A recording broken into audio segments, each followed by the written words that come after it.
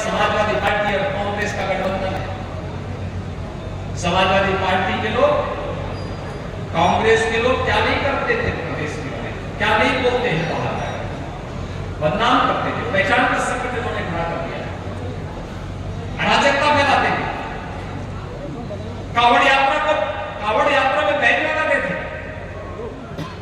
ये कर्फ्यू के समर्थक हैं। हमने कहा नए उत्तर प्रदेश में कर्फ्यू नहीं, कावड़ यात्रा चलेगी। आज आप देखते होंगे वो गुंडे जगह जगह बम विस्फोट करते थे, बमबाजी करते थे। हमने कहा उत्तर प्रदेश में बमबाजी नहीं, हर हर बम बम होगा। देश के अंदर निकलते उत्तर प्रदेश की एक नई तस्वीर को प्रस्तुत किया जाता है। और बहनों भाइयों,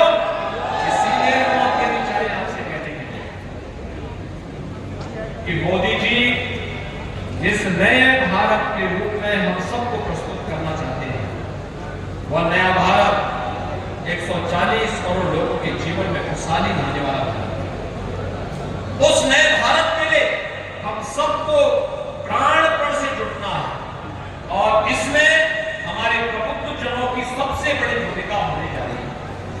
हमारा प्रबुद्ध जन जिस प्रभावी तरीके से इस कैंपेन को अपने हाथों में लेगा, कैंपेन के रूप में आपको कार्य करना है, एक एक व्यक्ति को मतदान के लिए प्रेरित करना है। तीसरे चरण में हम मतदान है, तब तक हो सकता है मौसम और कुछ गर्म हो, लेकिन हमें इसकी चिंता नहीं करनी है। सर्दी हो, गर्मी हो, बरसात हो, कोई भी मौसम हो, हमें इसकी चिंता नहीं करनी है।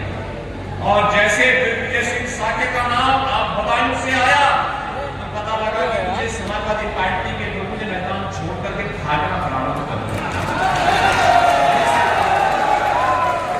एक प्रत्याशी आए और भाग गए, अब दूसरे भी आकर के भागने की तैयारी में थे। और इसलिए बहनों भाइयों, मैं आपसे कहने के लिए आया हूं, दिग्विजय सिंह साके एक सामान्य किसान परिवार से जुड़ा हुआ नौजवान, भारतीय जनता पार्टी के क्षेत्रीय अध्यक्ष के रूप में लगातार कार्य करता रहा। जिस दिन उनके नाम की घोषणा हुई, उस दिन भी उसको पता नहीं था कि मुझे चुनाव लड़ो, तो कह रहा था चुनाव लड़ा रहा हूं। हमने कहा भैया चुनाव लड़ने की तैयारी करो, जाओ। और आज वो चुनाव लड़ने के लिए, यहाँ पर चुनाव लड़ने के लिए आए हैं। अब तक ब्रज क्षेत्र में एक एक भाजपा के प्रत्याशियों को, सहयोगी दलों के प्रत्याशियों को चुनाव लड़ा रहा था, और आज स्वयं चुनाव मैदान में आपके बीच में आकर के ताल ठोक करके खड़ा हो गया है। भाइयों, आप सबकी जिम्मेदारी बनती है बदायूं के विकास के लिए, बदायूं को विकसित बदायूं बनाने के लिए, इसको फिर से वेदों की धरती बनाने के लिए।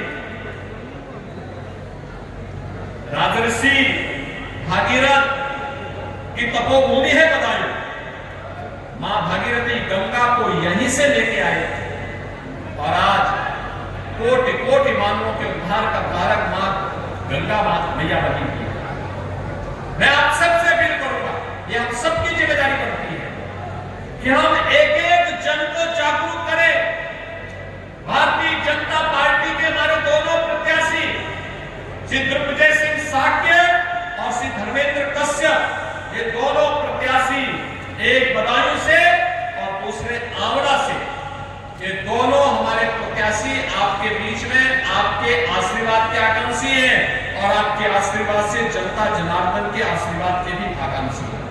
विकसित बदायूं भी आवश्यक है, और विकसित बदायूं के लिए भारतीय जनता पार्टी को आप सबका आशीर्वाद आवश्यक है। और विकसित उत्तर प्रदेश के लिए आपके इसी आशीर्वाद के लिए हम सब इसलिए आए हैं।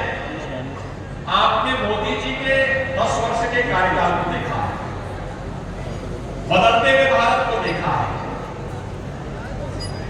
7 वर्ष का मोदी जी के मार्गदर्शन में बदलते हुए उत्तर प्रदेश को देखा है। यही देश था 2014 के पहले क्या स्थितियां थी, दुनिया में भारत का सम्मान नहीं रह गया था। देश के अंदर सीमाएं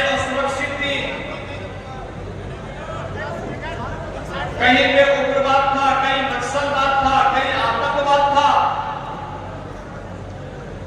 देश के अंदर इस प्रकार का भयावह वातावरण बनाया गया था।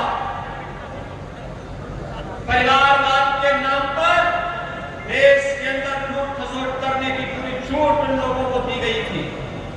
वे लोग अराजकता फैला रहे थे, गुंडागर्दी फैला रहे थे, देश की राजनीति को अपनी पपौती समझ करके भारत की भावनाओं के साथ खिलवाड़ कर रहे थे। गरीबों के हकों पर डकैती डाली जा रही थी, उपद्रवियों को प्रश्रय दिया जाता था और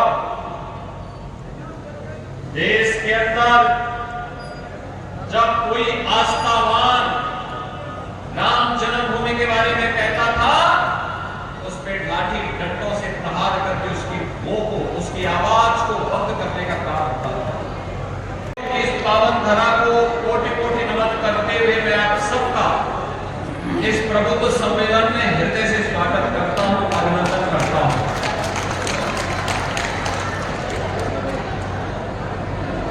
आज हम सब यहां पर नए भारत के, नए उत्तर प्रदेश के इस बदायूं जनपद में 2024 के लोकसभा चुनाव की तैयारी की दृष्टि से भारतीय जनता पार्टी के प्रत्याशियों के समर्थन में आप सबका समर्थन और आशीर्वाद भारतीय जनता पार्टी के प्रत्याशी को प्राप्त हो। योजना का लाभ मिलता है, विद्युत के फ्री में कनेक्शन मिल रहे हैं, हर उस जरूरत को पूरा करने के लिए कार्य हुआ। तो इंफ्रास्ट्रक्चर के भी बड़े बड़े कार्य हुए हैं, हाईवे, रेलवे, हर घर नल की योजना, और बदायूं के लिए तो कहना ही क्या, कंप्रेस्ड बायोगैस के प्लांट का तो लोगों ने उद्घाटन किया ही, गंगा एक्सप्रेसवे भी उद्घाटन की प्रतीक्षा कर रहा है। और भाइयों, यहां की इकोनॉमी की रीढ़ बनने जा रही है गंगा एक्सप्रेसवे। लाखों रोजगार और नौकरी लेकर के आएगी गंगा एक्सप्रेसवे, आपकी कनेक्टिविटी को बेहतर करेगी गंगा एक्सप्रेसवे। और अभी हम लोग आ रहे थे जब पीलीभीत से, मैं देख रहा था युद्ध स्तर पर कार्य हो रहा है, और बदायूं से अगर आप चलेंगे गंगा एक्सप्रेसवे बनने के बाद आपको दिल्ली जाना होगा तो मात्र 3 घंटे में दिल्ली पहुंच जाएंगे, आपको प्रयागराज जाना होगा मात्र 3 घंटे में प्रयागराज पहुंच जाएंगे। समय की बचत भी होगी, औद्योगिक क्लस्टर भी विकसित होंगे, नौजवानों को यही नौकरी मिलेगी। क्या ये कार्य सपा, कांग्रेस या बसपा के लोग कर पाते? कि उत्तर प्रदेश में जनता है चुस्त दुरुस्त और माफिया है पस्त। ये आप देख रहे हो उत्तर प्रदेश के अंदर।